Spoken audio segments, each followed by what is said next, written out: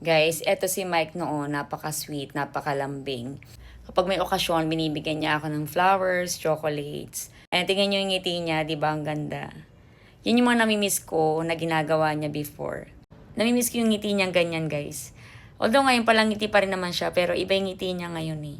Alam niyo noon, syempre, kapag may okasyon, talagang nag-expect ako na bibigyan niya ako ng mga regalo, ng mga gifts.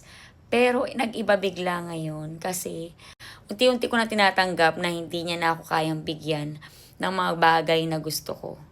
At alam nyo ba, okay lang sa akin yun. Ngayon guys, ako na yung madalas na nagbibigay sa kanya. At hindi niya na ako nabibigyan ng mga bagay na gusto ko. Ngayon nasanay na ako na yung nagbibigay. Hindi na ako naghihintay ng kapalit.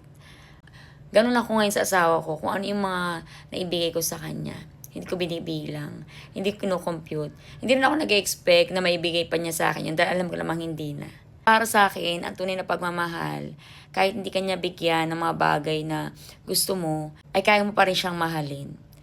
Basta lagi ko lang pinagpipray na maging maayos yung kalusugan niya, maging malakas siya. Kayanin niya yung sitwasyon niya na kahit ganyan na siya, pilitin pa rin niya mabuhay, na masaya, kasama kami. Hindi madali ang sitwasyon namin, pero kahit na paano, pinapanalangin ko sa Panginoon na maging masaya pa rin kami sa kabila ng pinagdadaanan namin.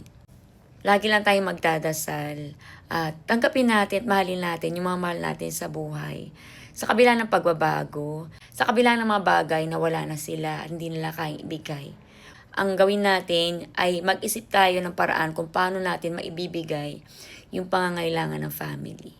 Ganun ang ginagawa ko everyday.